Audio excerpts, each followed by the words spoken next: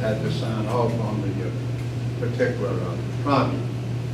But once we started on the lake, and as you saw from the picture up there of the construction on the dam, you could still see a lot of trees in the location where the lake was. And one of the first things we did was to go out and hire a forester. His name was Lou Lewis. You remember Lou, don't you? And Lou was a real forester who worked out of Berryville, and his main job before this had been he would work for large timber companies and go around and survey large tracts of timber and identify the trees and estimate how many board feet of lumber might be in there and so forth. But we wanted to do something a little different. We wanted him to go all over this area that you see up here, wherever we may have construction underway, identify the trees, see which ones should come out, see which ones were really specimen trees that should stay, so that in the placing of, whether it's the placing of the houses or whatever we might do, we would have knowledge of exactly what we wanted to do. You mentioned earlier that, you know, the whole zoning concept was zoning by density and not setback and lot sizes and that type of thing. So we had a lot of flexibility to work around any major growth of trees or anything that might be. One of the more interesting things that we did also at that time, you know, when I was asked to do this and I started thinking back, things came to my mind that I hadn't thought of in 50 years. The hardest part is trying to put them in some chronological order as to when what happened. But I know when this happened because it happened when Lake Ann, what is now Lake Ann, was a beautiful stream valley covered with major tree coverage. And as we walked through there and realized that everything within the boundaries of the lake, the contour of the lake that we knew where the water level would be, had to be removed. And further as we walked, we saw hundreds and hundreds of beautiful little dogwood trees, and myrtle trees, holly trees, and things that were quite a shame to tear this all out. So we decided to start our own plant nursery. And we had a nursery up behind Friends Chapel, remember that lot? And Lou started having trees moved from out where we were going to remove all the other trees. And we moved them up behind Brown's Chapel and replanted them. And then used them throughout Reston as the project was developed. As a point of interest, I'm getting a little ahead of myself, but one of the things we did at the dedication that we had here at Reston, at Lake Ann Center, we purchased a bunch of the old whiskey barrels from the Bowman Distillery, and they were cut in two, turned upside down, and made wonderful flower pots. But we took those and planted small 2 to 3 high dogwood trees in each, brought them down here and gave one to each of the dignitaries that attended our dedication. There were a few left over.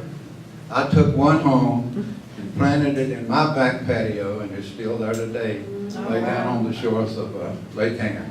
I also have a couple of other dogwood trees and myrtle trees that I personally dug out from Lake Ann and moved up to where I knew I was going to be building my home there on Lake Ann. Another thing with the design of the lake, you know, when we decided, did the study to see if this area would really support a lake, you had to look at the total watershed and the total runoff and make the decision as to whether there was adequate supply of water to keep it at the level that we wanted. We found that there was an enormous number of springs in this area. And Lake Ann is still spring fed by a lot of the water comes from that. Unfortunately, and this is a personal gripe of mine, even though I'm a golfer, a good percentage of our water from Lake Ann ends up over on the golf course instead of staying in Lake Ann where it should. And that's one reason that I don't think it would fall very, very much until they started pouring water over there. We hardly ever had the lake go down in more than 1 foot, no matter how dry the summer might be. Another consideration we had to make was the major stream valley, and the watershed of Lake Ann is 650 acres. It goes all the way up to Route 7. And one of the major stream valleys comes down through the Hickory cluster and right through the middle of the parking lot in Lake Ann Plaza here. So we had to have a major channel to carry that water. And there is a major culvert running under the parking lot and the plaza out here and out into the key of Lake Ann there.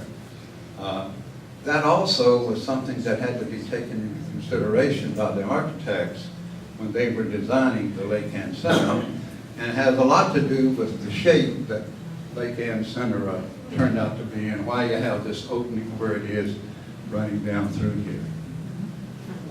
Getting on to the golf course, I covered that briefly, and we feel that even though it was done in the manner that it was, we moved very, very little earth. What earth had to be moved was done by Moore Kelly and Reddish. But most of the contours and all on that golf course, unlike most of the new ones being built today, is the natural lay of the land.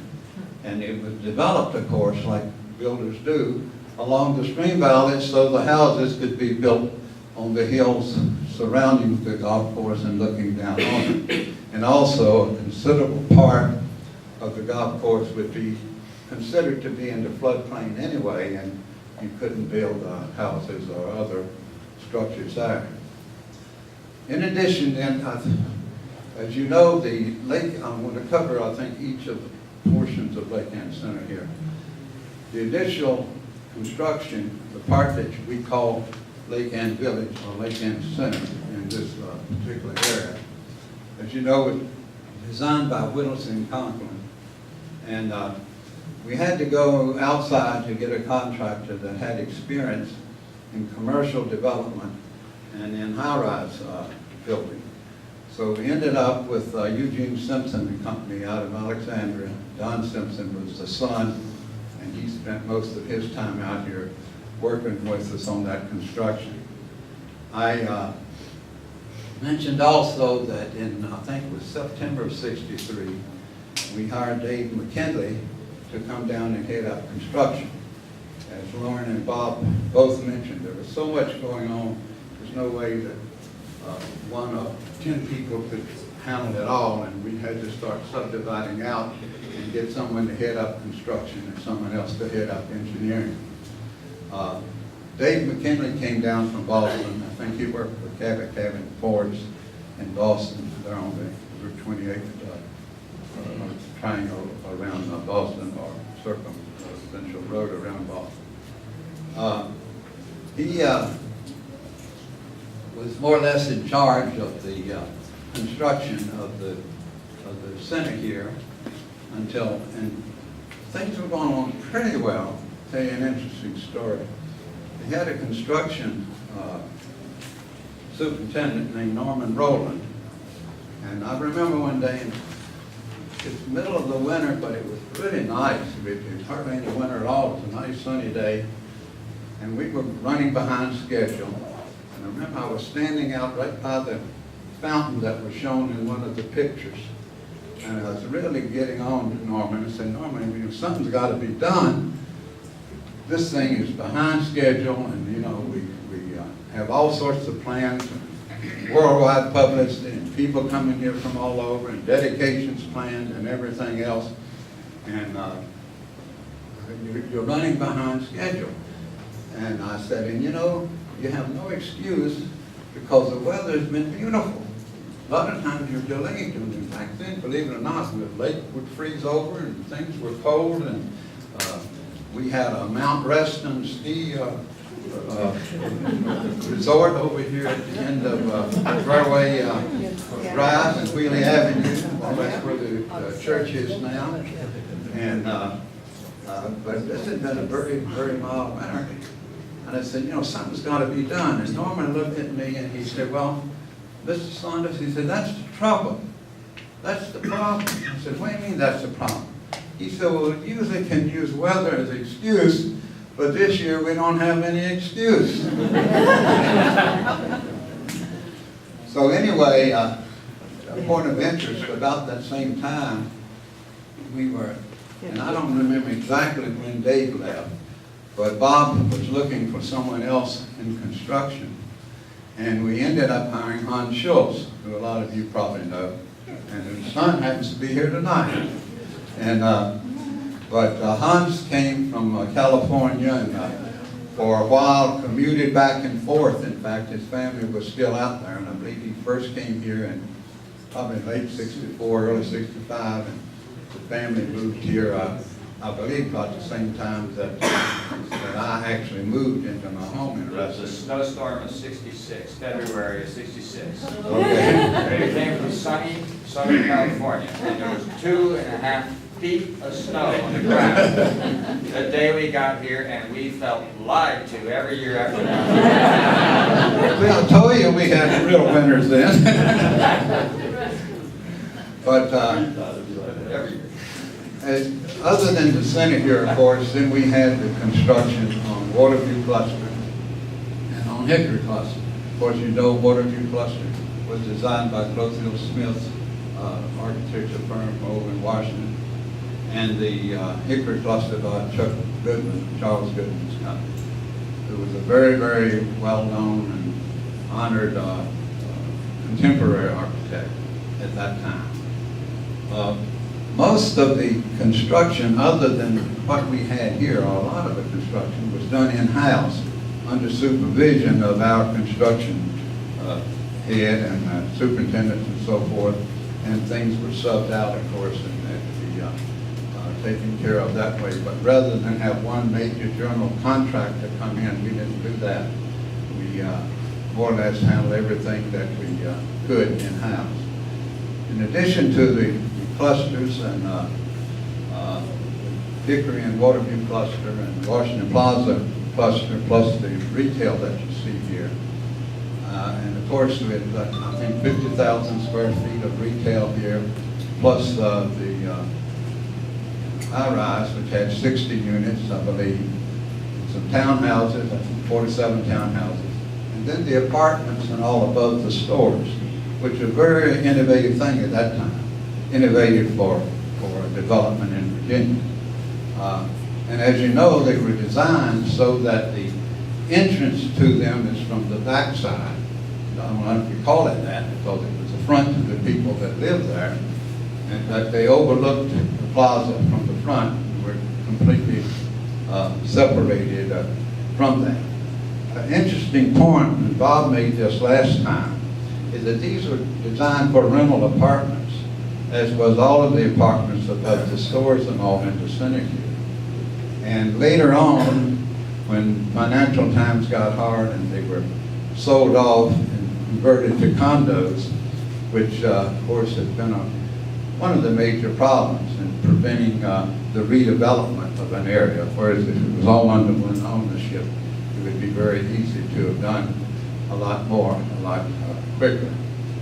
I won't get into this much because I don't want to get to Chuck's area, but in the beginning, our first sales office that we made, we built what we call the roundhouse, up where Crescent Apartment is now. And we had that major model that you saw in there. And we would, all the staff would chip in on the weekend. We would divide up hours. I don't care whether you're an engineer or construction man or what you might be. You set your shift up at in the roundhouse, and people would just pour in all over on the weekend and ask questions, and we'd point out on the model of what to do and so forth. I had don't want to take all the time. interesting thing happened, just to show you how personal things tie together. I was serving my time up there one Sunday afternoon, and serving my time. That didn't sound right. I didn't have a chain on, but ball and chain. But anyway, I also was attending the Washington Plaza Baptist Church, which wasn't built yet, but was getting ready to be built. I was involved in that. But the first pastor had been hired by the Mount Vernon Baptist Association to be the pastor for this first church in Reston. And while I was up, I had met Bill Sturlock, who was the pastor. And while I was up there that Sunday, Bill comes in, and he comes up and we start talking and chat a while about different things, because he was looking around, he was going to be moving out here. And he said, "Man, I want you to meet my wife." And then he raised his hand and said, "Mary Jane?" And I looked, Mary Jane comes running over, and she sees me, and she gives me a big hug, and we start talking and all, and Bill's flabbergasted, and he dropped back and said, "What in the world is going on?" It turned out that I dated Mary Jane in college. When I was a junior at Virginia Tech, she was a freshman at Bradford College, and I had her, she had gone to Washington Lee High School, and her name was Mary Jane Haycraft at that time. But anyway, I told him, "Well, I've known Mary Jane a lot longer than you've known." But I'll more or less covered the area surrounding the upper part of Reston here on North Reston. We then knew that we had to do some construction south. As Bob pointed out last time, one of the major reasons being the financial concerns of the banks and the lenders wanting some more conventional development. So we had to go and went down to Hunter's Woods area to develop that. We built a really nice stable and riding ring, indoor riding ring and everything down there, and to sort of be the center focus of that portion of the community with horse trails and so forth. And I don't remember the year, but a couple of years later it burned down. That's why you don't see the stable there now. Here it is right here. It was interesting at that time, the 602, or what is known as Reston Avenue, was a dirt road. And there was a lot of opposition from people moving in down there that had horses that didn't want that road paved. Well, they rode their horses up and down that dirt road quite often. One more story, then I'm through. One of my many jobs that I had at that time was I was the first president of the Reston Homeowners Association, as it was called back then, and later of the second Reston Homeowners Association, which was south of Dulles. They were later merged. I also was president of each cluster when it was first formed, and sort of ran the meetings until there were enough residents there to turn it over to the residents and let them take over control.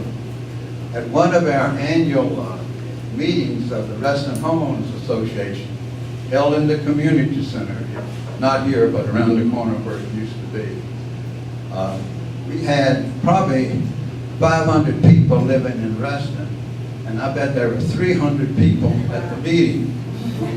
And so after we'd covered the various things we wanted to cover, someone raised a hand, stood up and said, "Glenn," said, "I have a question." I said, "What's that?" They said, "Look, it's 500 people here and we're having this meeting and the room's full." I said, "Where are we going to have this meeting when we have 50,000 people at Reston? It'll have to be in a football stadium in Washington or something." And I said, "No, I'll tell you what. When you have 70,000 people here, you can have the meeting in the same room, and you'll probably have fewer people than you have today."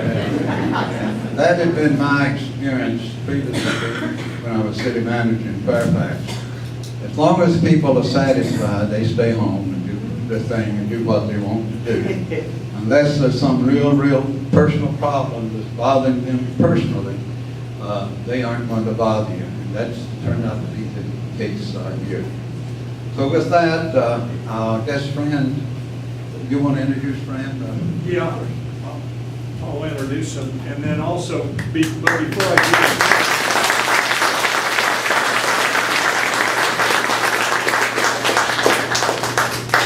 but before I do, Bob, tell them the story of when didn't they bring you out to the lake, and they had you stand over the water, and the little stream was going between your legs or something? Tell them that story. Are you sure we want to hear this?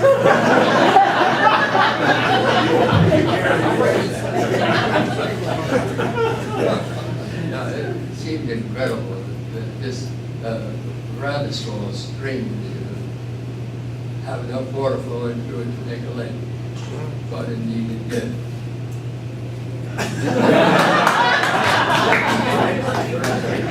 We'll embellish that a little bit. Basically, as he's standing over the stream, they said, here's your lake. You know, going between your legs. This is going to end up being a lake. So. Okay, Fran was hired in 1964 as a design engineer. You had just finished up in Dulles Airport, correct? And then if you follow Fran, you're going to find out later on he becomes the head of the Reston Land Corporation, correct? Before Jim Todd and before Jim Cleveland, is that correct? No, I can go through my lineage. But what attracted you to Reston? And what Ultimately, I ran the joint, if that's what you I would think maybe you would like to hear Chuck first. Now, and the reason for that is what Chuck did was more immediate at the time. Trying to sell houses was a real task. I think I have more vignettes about the time and some maybe interesting little things, but he was hitting the road with trying to sell the houses here in Reston, and I think what he has to say is probably more important this evening if we get into the time. Yeah, but we want to hear your vignettes, though, so Yeah, don't, come on. we're not going to let you get away. I'll be here for it. All right. I don't have to point. I'm retired. By the way, all of you that groaned when I said something about Bob not remembering records, just remember, he's much harder on me than I am on him. And it's always been that way. Well, for those of you that don't know, I'm Chuck Veatch, and I was at the University of Virginia, wondering what I was going to do when I graduated, and my brother, John Veatch, who was 3 years older, had come to work in the engineering department at Reston in 1963. And I had always been interested in the real estate business, having gotten involved in it when I was just 18 between high school and the University of Virginia. And decided that I would probably like to be in the real estate business. And Brother John said, come on out and see what's going on here. It might be interesting to you. So around Thanksgiving time, I came out and I looked, couldn't figure this place out at all. It was in Thanksgiving time in 1963. Came back out again in probably March of 1964, and then wrote a letter to Bob asking for a job in May of 1964. I was going to graduate in August. So Bob didn't answer the letter, but it was passed on to a fellow by the name of Jefferson Smith, who was then the vice president of marketing. And Jefferson Smith answered the letter, said, come on in, let's have an interview. I came in, interviewed with Jefferson Smith, seemed like a nice enough guy. He'd been with Levitt, very smart guy, Harvard MBA type. Seemed a little out there to me, but that was and then I went and I interviewed with the sales manager. Now the sales manager at the time was Spencer Potter, and Spencer was Bob's godson, right? Right. Right. And Spencer was a very proper Rhode Island fellow, and a bit of a New England cast to his voice, very formal, wore a tie all the time, and we got along quite well. So he said to me, you can have the job if you'd like to have it. You can start as soon as you graduate. And by the way, do you care how much you're going to make? I said, oh, sure, yes. I'd like to. He said, well, first of all, let me tell you that don't get set too much on this job because we're not sure how long we're all going to be here. Well, that didn't bother me because I was local, and so this wasn't a big deal. If I was going to come here to work, that would be okay. If something happened to Reston, I didn't really understand all of what was going on with Reston, but it seemed like a really neat place, and it was exciting, and so I accepted the job for $6,750 a year. Now, let me tell you, 1964, that was pretty good. I thought, man, that's okay, right? So I graduated on August the 14th, and I came to work on August the 15th. Didn't waste any time. And I was handed my sales manual. This is my sales manual. My name on it. It's printed off a mimeograph machine. And it tells about all of the general concepts of Reston. Nothing about marketing, by the way. This is all about not anything about the houses. This is all about swimming pools and activities and who the architects are and who the planners are, and Ford Foundation grants studying what an interesting place this was going to be, what a balanced community it was going to be, where you could go to church, where you could shop, where your kids could go to school, all about the teenage rat skeller that was going to be here. There would be a small lounge available for planning groups. Health and Welfare Council of Fairfax County had been involved. Northern Virginia Center of the School of General Studies at the University of Virginia was prepared to operate an adult education classes if women would like to go there during the morning. That was let me tell you, it was different then, wasn't it? All of these things were all about Reston. This was all about community. This was what we were selling, because the pictures that you saw up there is what we had to work with. And so they talk about, who are the early people that bought here? Raise your hand, Joe. So wackos like Joe and others of his ilk. And the deal was later on when we really were searching to see who we would spend time with as they came to the sales office. You watched to see if they were driving a Volvo or were wearing Birkenstocks. And then that was a live one. You would go for it. It was it was really an interesting place. And we had our little roundhouse up on the hill where the sales office was, and we had great marketing handout stuff. We had wonderful things. We had these wonderful brochures that had all of the floor plans in them. We were selling the 227 houses around here, 90 at Waterview, 90 at Hickory, and 47 here in Washington Plaza. The price range was from $23,000 to about $46,000. We had breakdowns of, depending on how much money you wanted to put down, and what your income was, what your monthly payment would be, how you would qualify for that, and all those kinds of things. This was our very famous, and I'm sure you've all seen this, but this is really a classic because this was the first really color promotional brochure that was put together by Palindrome Corporation, which was the company that I worked for when I came here. And we all know what Palindrome's on. We've all heard this one, right? Bob and Nan, Palindrome Corporation, right? No. What? No, we don't know the story.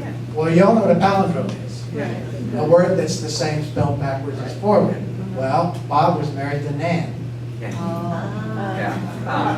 So this was Palindrome Corporation that we had down there. And that's where we got our paychecks. It was from Palindrome Corporation. When you can.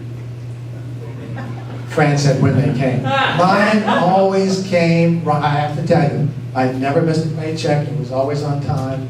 It was, I never, down at our level where we were out trying to push things out to the public, we weren't dealing with what Glenn and Bob and the guys in what we call the executive offices were dealing with the major financing of Reston. That's a whole different can of worms. So we were dealing with just being able to sell houses and be able to try to get into the houses because we couldn't let anyone drive on the property at that time. It was dangerous. In fact, we don't have the classic picture of my friend Charlie DeBose. There were four of us as salespeople. We had Spencer as the sales manager, and there was Mary Lynch, who was a really old lady at the time. She probably was 50, I guess. Charlie DeBose was maybe 30. Churchill Rogers was in her mid-30s, and then there was the punk kid that just got out of college, and we were the sales staff. So Charlie DeBose was driving down on the property. We had these white Ford station wagons, and we had boots in the car, and we had planks in the back for going across puddles. And I mean, it was brutal trying to get people down there to see the houses. And we had these giant Euclid pans. You know what those things are? Those great big road graders that suck up all the dirt in the middle. They drop the middle down. They take all the dirt with the tires that are this tall. Well, back in those days, they didn't have the beep, beep, beep, beep backup things. But they did make a heck of a lot of noise. And Charlie DeBose had a client, and the two of them were behind one of these road graders, and it just flat backed up and backed right over the car. And they bailed out each side of the car, and there's a great picture, and I still have it, and I'll show it maybe next time when we do this, of the road grader just right through the front of the Ford wagon, and Charlie DeBose and his client standing like, oh my heart. Well, that's what we went through trying to get down to get in to show these houses. Did they buy? Did they buy? You know what? I think the only thing that, no, I don't think so. I don't think we ever saw him again. He was long gone. But it was really interesting meeting the public. And Glenn was talking about we would get help on the weekends from people over the executive office because if we were taking people down on the property, somebody had to be up there. We had hostesses, we had officers from the company, we had everybody up there trying to tell the tale as people came in. Well, this was all early because I started in August and we were having our press opening. And this actually is the original press kit. We can look at this later. But this is the press kit that talks about the models, talks about Fritz Lohman, who was the decorator that came down from New York to do the models, talks about what's in the models, furniture, all those kinds of things. And this was the press opening, which was on October 12th of 1964. And Reston was a huge deal. I mean, it was known literally all over the world, even before we ever opened. And it was a major thing when Reston opened. Everybody knew it was going to happen. It was covered by all the New York papers, the Washington papers, every magazine had done some sort of spread on it. And so we had that press opening, and everyone came out, and they were really impressed, and everything was going really great. And it turned out to be the day that Khrushchev was deposed. And the newspaper people trying to find phones, that was great. We didn't have that many phones. I think we had 3 lines up in the roundhouse, and there was the only other thing that was open was the grill at the golf course, and then the executive offices and the Bowman House. But anyway, it was a great success. The press opening was a terrific success. And then that Saturday, we were opening to the public, which we had not been open to the public before. This was when we were really going to show off. The models were going to be ready, and the models were ready for the press opening. We had all worked tirelessly 3 nights in a row up until 1, 2 o'clock in the morning, getting everything finished, getting everything ready.